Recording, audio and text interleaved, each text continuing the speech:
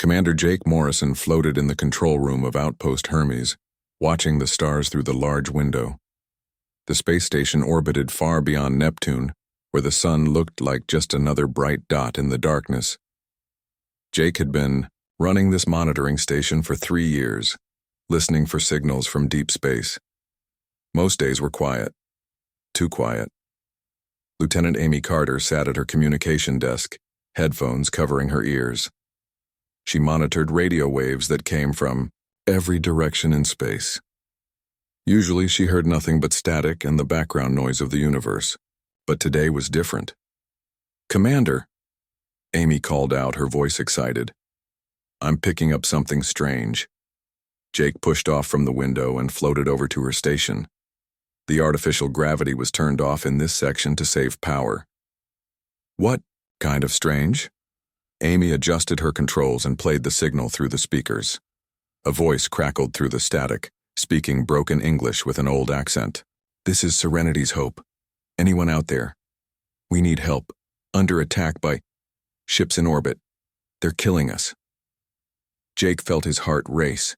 He grabbed the edge of Amy's desk to steady himself. "How long has this been transmitting?" "I just picked it up 5 minutes ago. But Commander, this frequency, it's ancient. Nobody has used this radio band for over 200 years. The message repeated every few minutes. Each time the voice sounded more desperate. Jake listened, carefully to every word. The speaker mentioned things that seemed impossible. A generation ship called Serenity's Hope. Colonists under attack. Alien ships.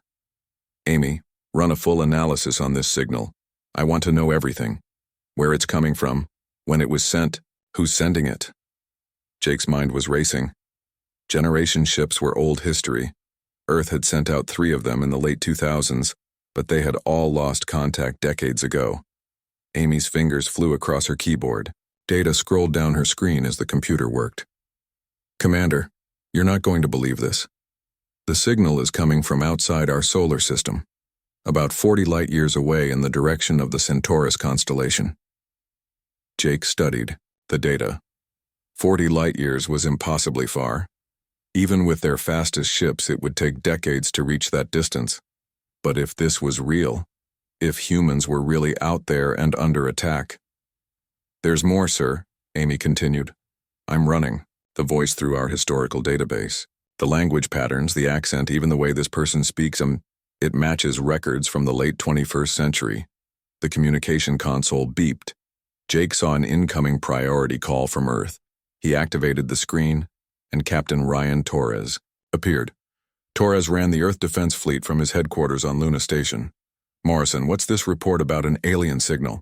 My desk is lighting up with alerts from your station." Jake straightened up, even though he was still floating. "Captain, we've received a distress call. It appears to be from the generation ship Serenity's Hope. They claim to be under attack by alien forces." Torres laughed, but it wasn't a happy sound. "Come on, Morrison. Generation ships are ancient history. Serenity's Hope was lost over a century ago. This has to be some kind of hoax." "Sir, with respect, I don't think it is. Lieutenant Carter has run full analysis. The language, the transmission frequency, even the background radiation, it all checks out." Amy looked up from her station. "Captain Torres, I'm also detecting something else. The signal is getting weaker. Whatever's happening out there, I don't think these people have much time." Torres was quiet for a moment. Jake could see him thinking. The captain was a good man, but he was also careful. He didn't like taking risks without solid proof. "I'm sending Dr. Lisa Bennett to your station," Torres finally said. "She's our best expert on historical linguistics. If this signal is real, she'll be able to confirm it. Until then, keep monitoring and recording everything." The screen went dark. Jake turned back to Amy. "How long until Dr. Bennett arrives?" "Her shuttle launched an hour ago. She'll be here in 6 hours." Jake nodded. 6 hours felt like forever, when people might be dying. He listened to the signal again. The voice belonged to someone who was scared but trying to stay calm. Someone who was probably watching his friends and family die while he begged for help from a home that might not even hear him. "Commander," Amy said quietly, "if this is real, If there really are humans out there fighting aliens, what can we do? We can't reach them. Even our fastest ships would take 50 years to get there. Jake didn't have an answer. He had spent his whole life in space, first as a fighter pilot, then running monitoring stations like this one. He had always known that space was dangerous, but he had never thought about humans being attacked by aliens. The possibility had seemed too much like an old movie. The hours passed slowly. Jake and Amy took turns listening to the signal and analyzing the data. Each message was a little different, but they all said the same thing. Humans were under attack. They were fighting back, but they were losing. They had been asking for help for months, maybe years. Dr. Lisa Bennett arrived exactly on schedule. She was a small woman with gray hair and sharp eyes. She had spent her whole career studying old languages and how humans communicated throughout history. "Show me everything," she said as soon as she floated into the control room. Amy played the recordings. Dr. Bennett listened with her eyes closed, concentrating on every word. She asked Amy to play certain parts over and over again. She made notes on her tablet and ran her own analysis programs. After 2 hours, Dr. Bennett looked up. Her face was serious. "This is real," she said. "The person speaking learned English in the late 21st century. The grammar patterns, the pronunciation, even the way he put sentences together. It's all consistent with Earth English from that time period. But more than that, he's using technical terms that only the Generation ship colonists would know." Jake felt a cold feeling in his stomach. So there really are humans out there, and they're under attack. Yes, and from what I can tell, they've been fighting for their lives for a long time. This isn't a new battle. They've been asking for help for months. Amy looked at her instruments. "The signal is getting weaker, Dr. Bennett. I think we might lose them soon." Dr. Bennett nodded grimly. "Then we need to get this information to Earth immediately. If there are humans fighting for survival 40 light years away, Earth needs to know. We need to decide what we're going to do about it." Jake activated the communication system to contact Captain Torres. As he waited for the connection, he listened to the distress call one more time. Somewhere in the darkness between the stars, humans were dying, and now Earth knew about it. The question was, what would they do? Admiral Kate Sullivan walked into the emergency meeting room on Earth's orbital command station. The room was full of the most important people in the Earth Defense Council. Everyone looked worried. News of the alien attack had spread quickly through the government. Kate took her seat at the head of the long table. She was 55 years old and had been fighting in space battles since she was 20. Her gray hair was pulled back tight and her uniform was covered with medals from 3 different wars. When Kate Sullivan spoke, people listened. "Ladies and gentlemen," she began, "we have a situation. Dr. Bennett's analysis confirms that the distress signal is genuine. There are humans under attack by an alien species 40 light years from Earth." Councilwoman Maria Santos raised her hand. She was the head of Earth's civilian government. "Admiral, with all due respect, these colonists have been gone for over 200 years. They're not really our responsibility anymore." Colonel Dan Phillips slammed his hand on the table. He was Kate's intelligence officer and didn't like politicians. "Not our responsibility? They're human beings. They're under attack. That makes it our responsibility." Maria shook her head. "Colonel, we don't know anything about these aliens. We don't know how powerful they are or what they want. If we interfere, we might bring this war to Earth." Kate held up her hand for quiet. "Dr. Bennett, tell us what you've learned from the intercepted communications." Dr. Bennett stood up and activated the wall screen.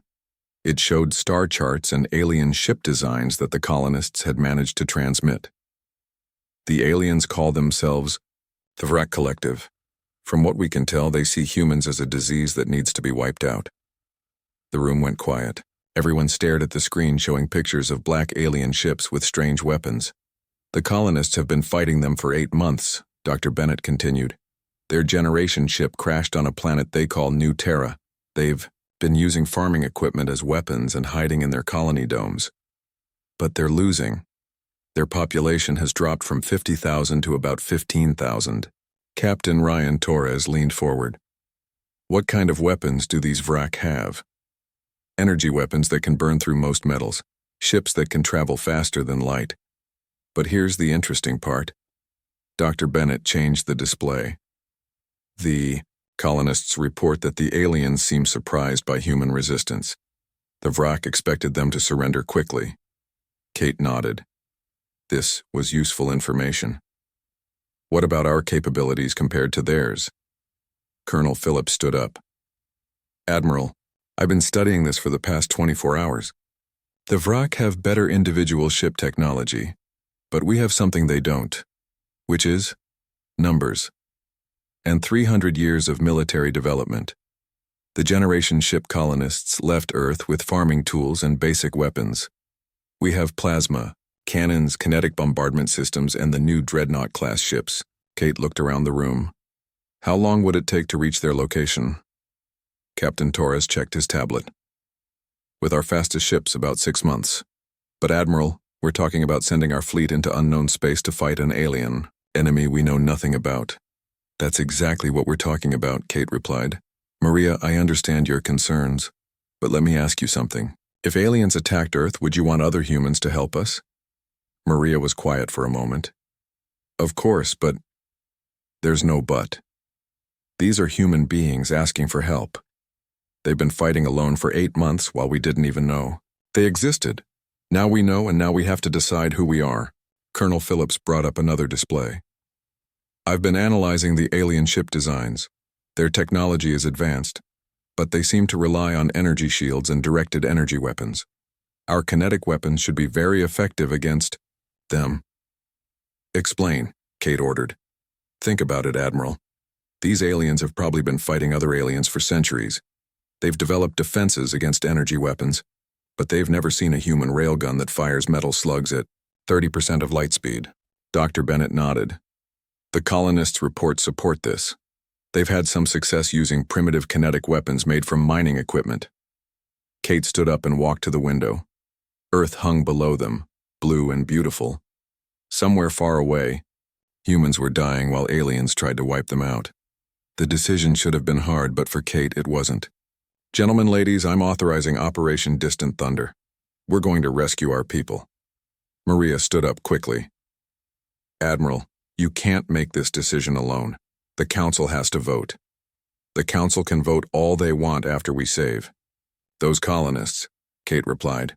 Colonel Phillips, I want a complete battle plan in 6 hours. Captain Torres, start preparing the fleet. What ships, Admiral? Torres asked. Kate thought for a moment. The EDF Retribution is flagship. Captain, Alex Stone is our best dreadnought commander. The heavy cruiser New York's Fury under Captain Beth Collins. And the assault carrier Liberty's Edge with Captain Tom Bradley. Colonel Phillips was taking notes. What about ground forces? Full Marine battalion. If these colonists have been fighting for 8 months, they'll need medical supplies, weapons, and reinforcements. Dr. Bennett cleared her throat.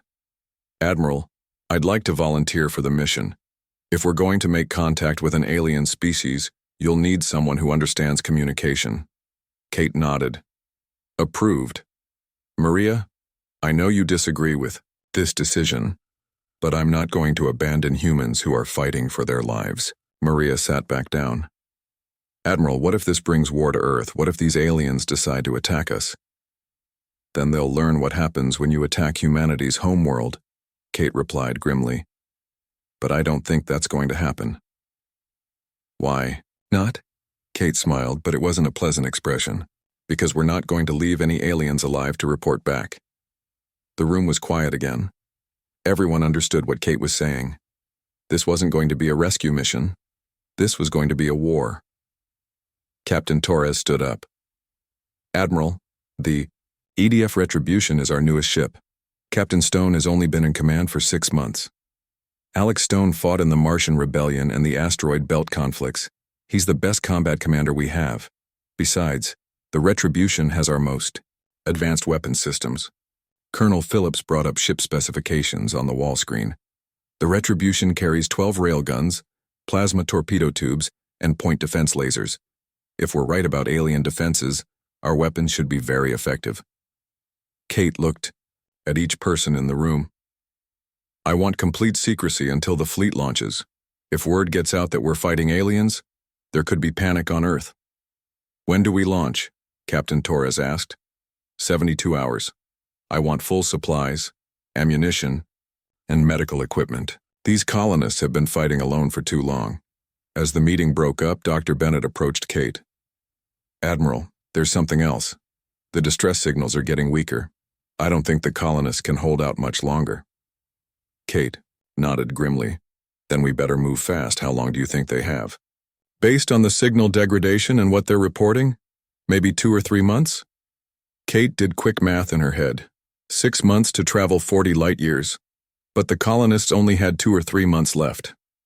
Doctor, is there any way to make our ships go faster? Dr. Bennett shook her head. Not with current technology.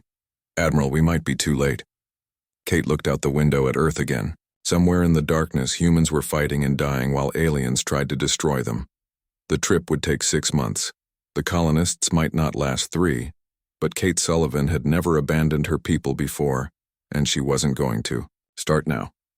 Dr. Bennett, send a message to the colonists. Tell them help is coming. Tell them to hold on. Admiral, it will take 40 years for our signal to reach them. Kate smiled grimly. Then we'll just have to get there first. Captain Alex Stone stood on the bridge of the EDF Retribution, watching his crew prepare for departure. The massive dreadnought was the newest ship in Earth's fleet, over 800 meters long and armed with weapons that could destroy small moons. Alex had commanded ships before, but nothing like this. Captain called his communications officer, Lieutenant Sarah Davis. Admiral Sullivan is requesting final status report. Alex activated his command screen. Admiral Kate Sullivan appeared, sitting in her office on the orbital station. Behind her, he could see Earth through the window. Admiral, the Retribution is ready for departure. All weapon systems operational, crew at full strength, supplies loaded. Kate nodded. What about the rest of the fleet? Alex looked at his tactical display. The New York's Fury reports ready under Captain Beth Collins. The Liberty's Edge is finishing loading Marines and medical supplies. Captain Tom Bradley says they'll be ready in 1 hour. Good. Alex, I want you to understand something. This isn't just a rescue mission. These aliens tried to wipe out human colonists. That means they see us as enemies. I want you to treat them accordingly. Understood, Admiral. We'll bring our people home. Kate's expression was serious. There's something else. We've lost contact with the colonists completely. Their last transmission was 3 days ago. Alex felt his stomach tighten. Are they? We don't know. Dr. Bennett thinks their communications equipment might have been destroyed, or... Kate didn't finish the sentence, but Alex understood. The colonists might all be dead. Admiral, we're still going, right? Yes. Even if we're too late to save them, we're going to make sure the aliens pay for what they did. The screen went dark. Alex looked around his bridge. His crew was young but experienced. They had all volunteered for this mission, even though they knew they might never come home. Commander Jake Morrison floated onto the bridge.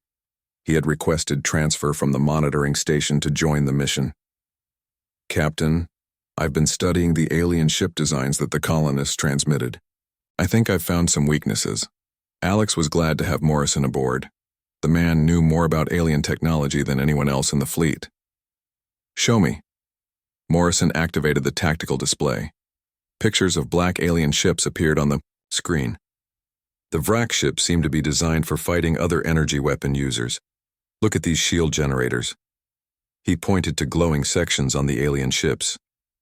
They're built to deflect directed energy attacks. What about kinetic weapons? That's the interesting part. I don't think they've ever faced kinetic attacks before. Their shields might be useless against our railguns. Alex studied the alien ship designs. They looked dangerous, with sharp angles and weapon ports all over their hulls. But Morrison was right. They seemed designed to fight a different kind of enemy. Captain, Lieutenant Sarah Davis called out. Incoming transmission from the colonists. Alex spun around. I thought we lost contact. This is an old transmission, sir. It's been traveling through space for weeks, but it just reached our monitoring stations. Alex activated the communication system. A man's voice filled the bridge, speaking with the same old accent they had heard before. "This is President Sam Carter of the New Terra Colony. If anyone receives this message, we're still alive, but barely. The alien ships destroyed our main settlement yesterday. We're hiding in the crashed sections of our generation ship. They're hunting us with ground troops now." The bridge was completely quiet. Everyone listened to the desperate voice from across the galaxy. "We've learned some things about these aliens. They work as a group mind. When we kill their leaders, the regular soldiers get confused. But they keep sending more ships. I don't know how much longer we can hold out." There was a pause, filled with the sound of distant explosions. "To whoever hears this, if you're from Earth, don't come here unless you're ready for war. These aliens don't want to talk. They don't want to negotiate. They want to kill every human they find. But if you do come, we'll be waiting. We're not giving up." The transmission ended. Alex looked around his bridge. His crew's faces showed anger and determination. "Captain," Morrison said quietly, "that transmission is 6 weeks old." Alex nodded. 6 weeks ago, the colonists were still alive and fighting. But now, there was no way to know. "Captain Stone," came a voice over the communication system. "This is Captain Collins on the New York's Fury. We're ready to depart." "Captain Bradley here on the Liberty's Edge. Marines are loaded and ready to go." Alex took a deep breath. 3 ships carrying over 2,000 crew members and Marines. They were heading into unknown space to fight aliens that might have already won. "All ships, this is Captain Stone. Begin departure sequence." The Retribution's engines came to life with a low rumble. Alex felt the acceleration as they moved away from Earth's orbital stations. Through the bridge windows, he watched Earth get smaller as they headed toward the outer system. The journey would take 6 months. 6 months to think about what they might find when they arrived. 6 months to prepare for a war against an enemy they had never seen. Dr. Lisa Bennett came onto the bridge carrying her equipment. "Captain, I'll be monitoring for any new transmissions during our journey. If the colonists are still alive, they might be able to send updates." "What are the chances, Doctor?" Dr. Bennett was quiet for a moment. "Based on that last transmission, I'd say 50-50. These colonists are fighters. They've survived 8 months against superior technology, but they're running out of time and supplies." Alex nodded. "Then we better be ready to fight as soon as we arrive." The 3 ships moved through the solar system, gaining speed as they passed Mars and entered the asteroid belt. This was the farthest any human military ships had ever traveled. They were heading into deep space toward a war that might already be over. Days turned into weeks. The crew settled into the routine of a long journey, but everyone knew they were racing against time. Every day that passed was another day the colonists might not survive. Commander Morrison spent his time analyzing every piece of information they had about the wrack. He studied their ship designs, their weapons, and their tactics. He was building battle plans for an enemy he had never fought. Dr. Bennett continued monitoring for transmissions from New Terra. Most days she heard nothing but the background noise of space. But sometimes, very faintly, she picked up signals that might be human. Captain Stone drilled his crew constantly. They practiced battle scenarios against alien ships. They rehearsed rescue operations and ground assault plans. The entire fleet was becoming a weapon pointed at the heart of the Vrak forces. 2 months into the journey, Dr. Bennett received a transmission that made everyone's blood run cold. "This is Sam Carter, if anyone is listening. Most of us are dead. The aliens landed troops 3 days ago. They're killing everyone they find. Men, women, children. It doesn't matter to them." The transmission was broken by static and the sound of weapons fire. "We're down to maybe 3,000 people. We're hiding in the deepest parts of our crashed ship. But they're finding us. If you're coming from Earth, hurry and bring everything you have. These aliens, they're not just trying to conquer us.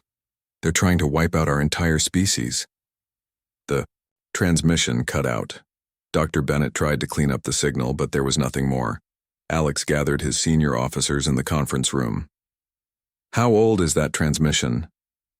"Based on the signal degradation, About 4 weeks, Dr. Bennett replied. So a month ago, they were down to 3,000 people from an original 50,000. Morrison checked his calculations. Captain, at that rate of loss, they might all be dead by the time we arrive. Alex stood up and walked to the window. Stars filled the darkness ahead of them. Somewhere among those stars, humans were dying while aliens hunted them like animals. Maybe they're all dead, Alex said finally. But maybe they're not. And if even one human is still alive when we get there, we're going to save them. He turned back to his officers. And then we're going to make sure these aliens never threaten humanity again. The Earth Defense Fleet dropped out of faster-than-light travel at the edge of the new Terra system. Captain Alex Stone stood on the bridge of the EDF Retribution, staring at the tactical display that showed 12 alien ships in orbit around a blue-green planet. Captain, called Lieutenant Sarah Davis from the communications station, I'm picking up energy readings from the planet's surface. There are still power sources down there. Alex felt hope rise in his chest. Power sources meant the colonists might still be alive. What about the alien ships? Commander Jake Morrison studied his instruments. Vrak vessels, just like the colonists described. They're maintaining orbital blockade positions. I'm also detecting energy weapon signatures on the planet's surface. They're still fighting, Alex said quietly. After 6 months of travel, the colonists were still alive and fighting. Captain Beth Collins' voice came over the communication system from the New York's Fury. Alex, I'm reading those alien ships too. They're not moving to intercept us yet. I don't think they've detected our arrival. Captain Bradley here from the Liberty's Edge. My Marines are ready for immediate deployment. Alex looked at the tactical display again. 12 alien ships against 3 human vessels. The odds were bad, but Earth's ships carried more firepower than the aliens had ever seen. All ships, battle stations. We're going in. Alarms sounded throughout. The fleet as crews prepared for combat. This would be humanity's first battle against an alien enemy. Everything they had learned about war, everything they had built for 3 centuries was about to be tested. Dr. Lisa Bennett floated onto the bridge carrying her equipment. Captain, I'm monitoring alien communications. They're using some kind of quantum entanglement system for instant communication across their fleet. Can you understand what they're saying? Not yet, but I'm working on it. The language structure is completely different from anything human. Alex activated his command screen and addressed the fleet. This is Captain Stone. We came here to rescue human colonists who have been fighting alone for months. Those people down there never gave up, and neither will we. He paused, looking at each of his bridge officers. These aliens made a mistake when they attacked humans. Today we show them what that mistake cost them. The 3 Earth ships moved toward the planet at full speed. The Vrak vessels finally detected them and began turning to intercept. Alex watched the alien ships on his display. They moved smoothly, like black sharks swimming through space. Captain, Morrison called out, the lead Vrak ship is powering up weapons. Energy signature consistent with the directed energy weapons the colonists described. All ships, engage the enemy. The EDF Retribution fired first. 12 railgun rounds shot out at 30% of light speed, aimed at the nearest Vrak ship. The aliens had energy shields designed to deflect laser beams and plasma bolts. They were not designed to stop solid metal moving at nearly 100,000 kilometers per second. The railgun rounds hit the Vrak ship and went straight through its shields like they weren't there. The alien vessel exploded in a ball of fire and debris. Direct hit, Morrison shouted. Their shields are useless against kinetic weapons. The other Vrak ships opened fire with bright red energy beams. The beams struck the Retribution's armor and burned deep gouges into the metal, but the ship's thick hull held. Captain Collins attacked next. The New York's Fury launched a spread of plasma torpedoes at 2 Vrak ships. The aliens tried to dodge, but the human weapons were too fast. Both ships exploded within seconds. 3 down, 9 to go, Collins reported over the communication system. The remaining Vrak ships changed tactics. Instead of staying in formation, they scattered and tried to surround the human fleet. Energy beams flashed through space as both sides fired everything they had. Captain, Sarah Davis called out. I'm receiving a transmission from the planet's surface. Put it through. A familiar voice filled the bridge. It was Sam Carter, the colony president they had been hearing for months. Unknown ships, this is new. Terra Colony, please identify yourselves. Alex grabbed the communication microphone. New Terra Colony, this is Captain Alex Stone of the Earth Defense Fleet. We're here to get you out of there. There was silence for a moment. Then Sam Carter's voice came back, but now it was filled with emotion. Earth Defense Fleet? You came. You actually came. We told you we would. How many survivors? About 2,000. We're holed up in the wreckage of our generation ship. The aliens have ground troops hunting us, but we've been holding them off. Alex looked at Captain Bradley's image on his screen. Tom, get your Marines ready for immediate deployment. Already on it, Alex. We'll have boots on the ground in 30 minutes. The space battle continued around them. The human ships were winning, but the Vrak were learning. They had stopped trying to use their energy shields against kinetic weapons and were focusing on speed and maneuverability. One Vrak ship managed to get close to the Liberty's edge and raked it with energy fire. Captain Bradley's ship shook under the attack, but its armor held. I'm okay, Bradley reported. But that hurt. These aliens pack a punch. Morrison was studying the tactical display intently. Captain, I think I understand their strategy. They're not trying to destroy us anymore. They're trying to delay us while they finish off the colonists on the planet. Alex looked at the planet through the bridge windows. Somewhere down there, 2,000 humans were fighting for their lives while alien ground troops hunted them. How long until we clear the orbital space? At current rate, maybe 20 minutes. The colonists don't have 20 minutes. Sarah, send a message to the planet. Tell them to mark their position with any kind of signal they have. Yes, Captain. Dr. Bennett looked up from her equipment. Captain, I'm starting to understand the alien communications.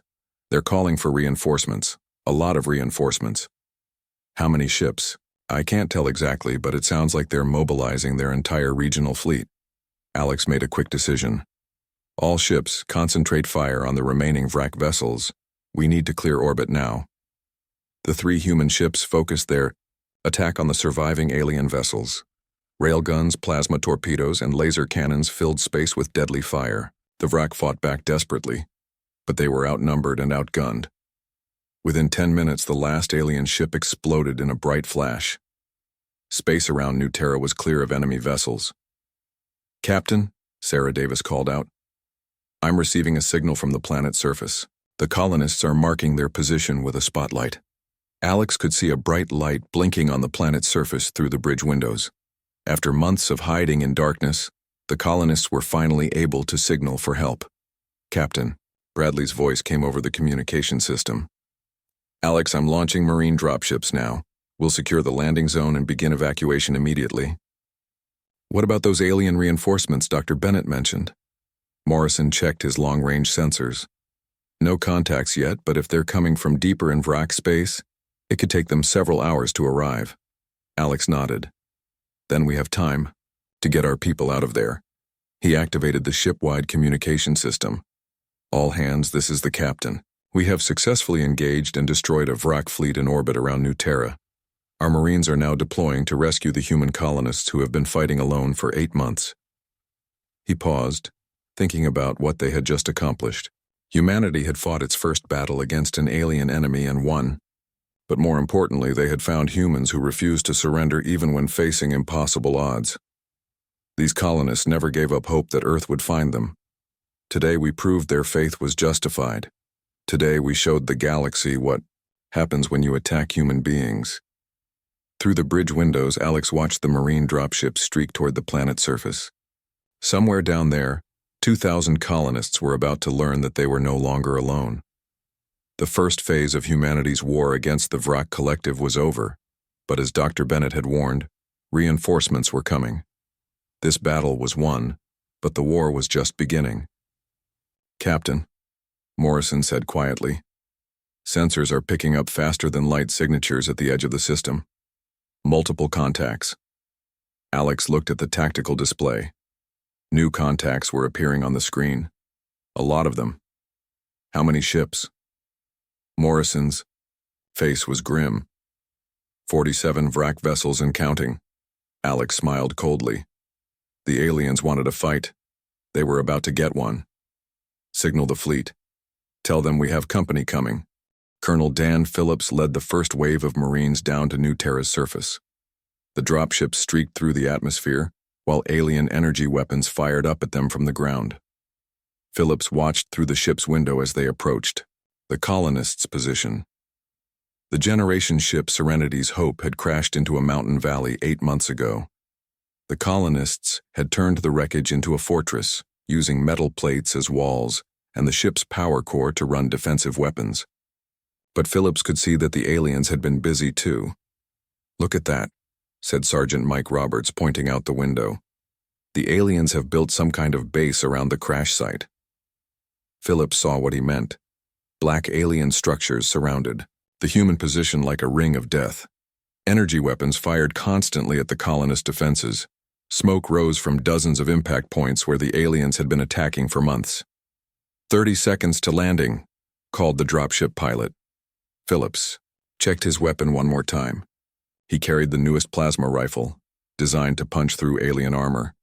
His Marines carried everything from railguns to explosive charges. They were ready for war. The dropships landed in a circle around the alien positions. Marines poured out and immediately came under fire. Phillips dove behind a rock as red energy beams sizzled over his head. "Roberts, take your squad left. Johnson, go right. We'll hit them from 3 directions." The Marines spread out and began their assault. Phillips had studied the alien ground forces during the 6-month journey. The Vrak soldiers were tough, but they fought like machines. They didn't adapt quickly to changing situations. Human soldiers were different. They were creative, unpredictable, and most importantly, they were angry. These aliens had been hunting human colonists for 8 months. Phillips and his Marines were going to make them pay. "Colonel," Roberts called over the radio. "I've got eyes on the colonist position. There are humans moving inside the wreckage." Phillips felt relief wash over him. The colonists were still alive. "Can you make contact?" "Working on it now." Phillips fired his plasma rifle at an alien soldier. The shot burned through the creature's armor and dropped it instantly. The aliens were about 2 meters tall with gray skin and 4 arms. They looked dangerous, but they died just like anything else when shot with human weapons. More dropships landed, bringing heavy weapons and medical supplies. The Marines established a defensive perimeter around the landing zone while combat engineers set up artillery positions. "Colonel Phillips, this is President Sam Carter. Can you hear me?" Phillips grabbed his radio. "Mr. President, this is Colonel Phillips of the Earth Defense Marines. We're here to get you out." "Colonel, thank God. We thought nobody was coming. How many survivors do you have?" "About 2,000. We're spread throughout the, ship wreckage.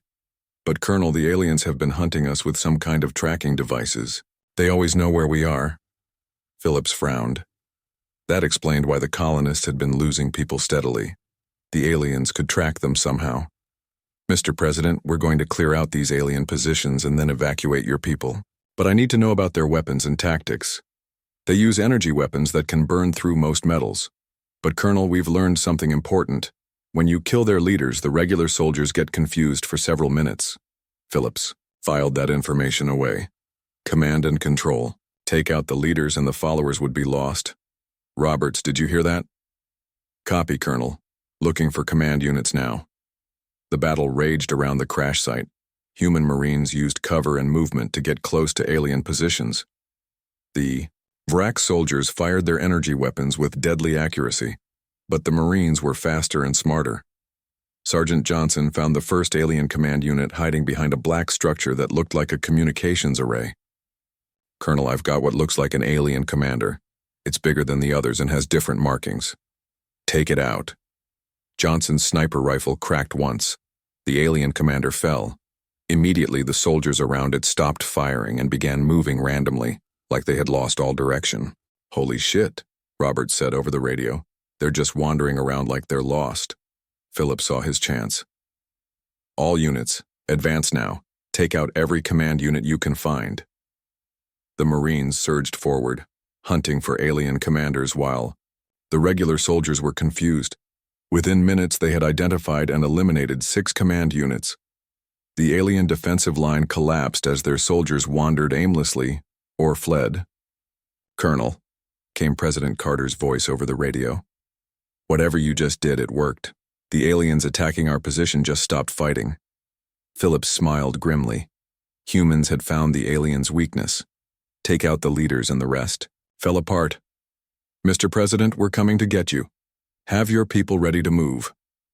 Phillips led his Marines through the alien positions toward the crashed generation ship. What he found there amazed him. The colonists had turned their ship into an incredible fortress. They had used farming equipment to build weapons and turned passenger compartments into defensive positions. President Sam Carter met them at what used to be the ship's main airlock. He was a thin man in his 50s, wearing clothes that had been patched many times. His face showed exhaustion, but his eyes were still bright with determination. "Colonel Phillips, I can't tell you how good it is to see other humans." Phillips shook Carter's hand. "Mr. President, you and your people have done something incredible here. You held off an alien invasion for 8 months. Carter's smile was sad. "We lost a lot of good people. 35,000 dead. But we never gave up hope that Earth would find us." Phillips looked around at the colonist survivors. They were thin and tired, but they were still fighting. Men, women, and even teenagers carried weapons made from farming tools and mining equipment. These people had turned into warriors out of necessity. "Sir, we need to get you evacuated immediately. Our ships detected alien reinforcements heading this way." Carter nodded. "My people are ready, but Colonel, what about our home? We spent 8 months building defenses here." "Mr. President, with respect, this isn't your home anymore. This is a battlefield, and it's about to get a lot more dangerous." As if to prove his point, Lieutenant Sarah Davis's voice crackled over Phillips's radio from orbit. "All ground forces, this is the retribution. We have 47 alien ships incoming. Estimated arrival time, 2 hours." Phillips looked at Carter. "Sir, can you get your people ready to leave in 1 hour?" "We'll be ready in 30 minutes. Phillips activated his radio to speak to all Marine units. "All squads begin evacuation protocol immediately. We have 2,000 civilians to get off planet in less than 2 hours." The evacuation began immediately. Marines helped colonists gather their few possessions, while combat engineers rigged the alien positions with explosives. If the Vrak wanted to retake this position, they would find nothing but crater. Dr. Lisa Bennett landed with the second wave of dropships. She had requested permission to study the alien equipment and try to understand their technology. "Colonel," she called as she approached the alien command post, "I need a few minutes to analyze their communication equipment." "Doctor, we don't have a few minutes. This could be important. If I can understand how they communicate, it might help us in the next battle." Phillips checked his watch. The alien reinforcements would arrive soon, and Captain Stone would need every advantage he could get. 5 minutes, Doctor. That's all."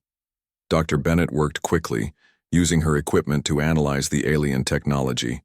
The communication array was unlike anything humans had ever seen. It seemed to use quantum entanglement to send messages instantly across space. "Incredible," she murmured. "They're not using radio or laser communication. They're using quantum effects to link their minds directly. Is that important?" Phillips asked. "Colonel, this explains everything. The Vrak don't think as individuals. They're a collective consciousness. When we kill their commanders, we're not just taking out leaders. We're cutting off parts of their group mind." Phillips understood immediately. "So if we can disrupt their communications, we can blind their entire fleet." Dr. Bennett quickly downloaded data from the alien communication system and packed up her equipment. "Colonel, I need to get this information to Captain Stone immediately." The evacuation continued around them. Dropships landed and took off constantly, carrying colonist survivors up to the fleet in orbit. The Marines worked efficiently, but Phillips could see they were running out of time. President Carter approached him carrying a small metal box. "Colonel, this contains all our records from the past 8 months.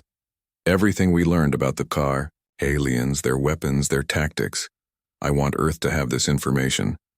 Phillips took the box. "Mr. President, Earth is going to be proud of what you accomplished here. Carter looked around at the crash site that had been his home for 8 months. We did what we had to do. But Colonel, when those alien reinforcements arrive, what happens? Then, Phillips looked up at the sky where Earth's ships waited in orbit. Then we show the aliens what happens when you attack human beings. The last dropship lifted off carrying President Carter and the remaining colonist survivors. Phillips and his Marines were the last humans on the planet's surface. They had rigged the entire alien base with explosives that Admiral Kate Sullivan's face appeared on the main screen of the EDF Retribution as the alien reinforcement fleet approached New Terra. She was still on the orbital station above Earth, but her presence filled the bridge. Captain Stone, what's your tactical situation? Alex looked at his display showing 47 alien ships moving toward them. Admiral, we have 47 Vrak vessels incoming. We successfully rescued 2,000 colonist survivors, but we're about to face a much larger enemy force. What are your recommendations? Alex had been thinking about this since the aliens first appeared on his sensors. 3 human ships against 47 alien vessels. The odds were terrible, but humans had faced terrible odds before. Admiral, I recommend we fight. Kate's smile was cold. I was hoping you'd say that. Captain, you have complete authorization to use any means necessary to destroy the alien fleet, even if it means losing our ships? Alex, these aliens tried to wipe out human colonists. They hunted families with children. They showed no mercy. Kate paused. Show them none in return. The screen went dark. Alex turned to his bridge crew. They had all volunteered for this mission knowing they might never return home. Now they faced a battle that would determine humanity's future among the stars. Commander Jake Morrison was studying the tactical display intently. Captain, Dr. Bennett's analysis of the alien communication system gave us some important information. Tell me. The Vrak use quantum entanglement for instant communication across their fleet, but it's more than that. Their minds are actually linked together. If we can disrupt their quantum communication network, we can break their coordination. Alex felt hope rising. Can we do that? Morrison pointed to readings on his screen. The quantum entanglement system requires massive amounts of energy. They probably have central communication ships that coordinate the entire fleet. Dr. Lisa Bennett floated onto the bridge carrying her analysis equipment. Captain, I've been studying the data we recovered from the alien base. Commander Morrison is right. The Vrak fleet structure depends on command ships that maintain quantum links with all other vessels. How can we identify the command ships? They're larger and have different energy signatures. I've programmed our sensors to detect them automatically. Alex activated the fleet communication system. Captain Collins, Captain Bradley, are you receiving our tactical updates? Copy that, Alex, Beth Collins replied from the New York's Fury. We're identifying Vrak command vessels now. Tom Bradley's voice came from the Liberty's Edge. My Marines are ready if you need boarding parties. Alex looked at the approaching alien fleet. They would be in weapons range in 15 minutes. All ships, battle stations. We're going to hit their command vessels first and break their coordination. The 3 human ships moved into attack formation. Alex had positioned them near New Terra's asteroid belt, where the rocky debris would provide cover and limit the aliens' ability to surround them. Captain, Sarah Davis called from communications. I'm receiving transmissions from the Vrak fleet. Dr. Bennett, can you translate? Dr. Bennett listened to the alien voices speaking in their strange language. They're demanding our surrender. They say humans are a disease that must be eliminated from the galaxy. Alex grabbed the communication microphone. Sarah, open a channel to the alien fleet. Channel open, Captain. Alex's voice carried across space to the alien ships. Vrak fleet, this is Captain Alex Stone of the Earth Defense Fleet. You attacked human colonists. You hunted families with children. You tried to wipe out our entire species. He paused, looking out at the approaching enemy ships. We are not surrendering. We are not negotiating. We are here to destroy you. The alien fleet opened fire first. Red energy beams lashed out across space, striking the human ships with tremendous force. The Retribution's armor glowed white-hot under the alien assault. Return fire, Alex ordered. The Human fleet unleashed everything they had. Railguns fired solid metal projectiles at incredible speed. Plasma torpedoes streaked toward alien vessels. Laser cannons filled space with deadly light. The first Vrak command ship exploded under the concentrated fire from all 3 human vessels. Immediately, 6 alien ships around it began flying erratically as if their pilots had suddenly become confused. "It works," Morrison shouted. "Their coordination is breaking down." Captain Collins took advantage of the confusion to destroy 3 more alien ships before they could recover. The New York's Fury's weapons were perfectly suited for this kind of close-range battle, but the aliens adapted quickly. The remaining command ships spread out through their fleet and began coordinating, smaller groups independently. The Vrak might be a collective mind, but they were also intelligent. "Captain," Dr. Bennett called out, "I'm monitoring their communications. They're calling this battle impossible. They say humans fight like no species they've ever encountered." Alex smiled grimly. "What do they expect? We're defending our own people." The battle raged through the asteroid belt. Human ships used the rocky cover to avoid the worst of the alien fire, while picking off enemy vessels one by one. The Vrak had superior numbers, but the humans had superior tactics. Captain Bradley proved that human creativity could overcome alien technology. He used the Liberty's Edge to ram an alien ship, destroying both vessels but taking out one of the key command units in the process. "Tom," Alex called over the communication system. "I'm okay," Bradley replied from an escape pod. "My crew got out, but that command ship won't be coordinating anything anymore." The tide of battle began to turn. The human ships had destroyed half the alien fleet, but they were taking damage too. The Retribution had lost 2 of its main railguns. The New York's Fury was leaking atmosphere from multiple hull breaches. "Captain," Morrison reported, "I'm detecting another wave of alien ships approaching. Long-range sensors show at least 20 more vessels." Alex felt his heart sink. They had fought brilliantly against impossible odds, but there seemed to be no end to the alien reinforcements. Then Sarah Davis looked up from her communication station with surprise on her face. "Captain, I'm receiving a transmission from the approaching ships. They're not Vrak." "What?" Dr. Bennett quickly analyzed the new signals. "Captain, these ships are transmitting in multiple alien languages. I think they're a coalition of different species." The new ships dropped out of faster-than-light travel and immediately opened fire on the Vrak fleet. Alex watched in amazement as vessels of completely different designs attacked the aliens who had been trying to destroy the human colonists. "Sarah, try to contact the new arrivals. Channel open, Captain." A new voice spoke using broken but understandable English. "Human ships, this is Commander Zeth of the Galactic Liberation Front. We have been fighting the Vrak Collective for many years.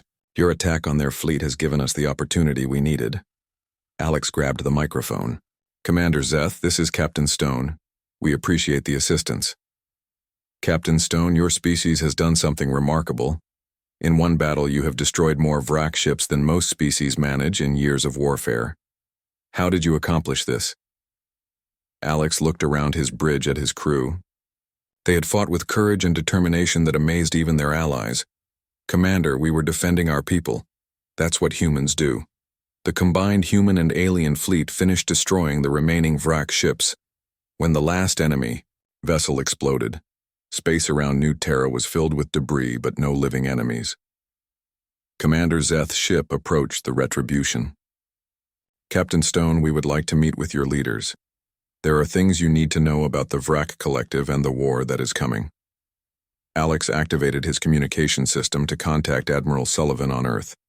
When her image appeared, he could see the concern on her face.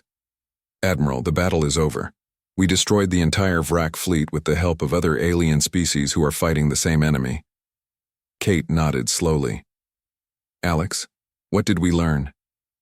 "We learned that there's a war going on out here and humanity just became part of it. The Vrak see us as a threat to their entire civilization. They're not going to give up." "What do you recommend?" Alex looked out at the alien ships that had come to help them. Species from across the galaxy had seen humans fight against impossible odds and decided they wanted humanity as an ally. Admiral, I recommend we prepare for war. The Vrak tried to wipe out a small human colony. When they failed, they sent a larger fleet. When that failed, they'll send an even larger one. Kate was quiet for a moment. Captain, bring our people home. All of them. The colonists, the crew, everyone. What about New Terra? We'll be back, Alex. But next time, we'll bring the entire Earth Defense Fleet. President Sam Carter appeared on the bridge carrying the metal box containing all the colonist records from their 8-month battle. Captain, I want to request something. What is it, Mr. President? I want to stay. Not me personally, but some of my people. This planet, we paid for it with the blood of 35,000 colonists. I don't want to abandon it to the aliens. Alex looked at the man who had led his people through 8 months of hell and never surrendered. Mr. President, if you stay, you'll be in the front line of a galactic war. Carter's smile was grim. Captain, we've been in the front line since the day we arrived here. The only difference is now we have allies.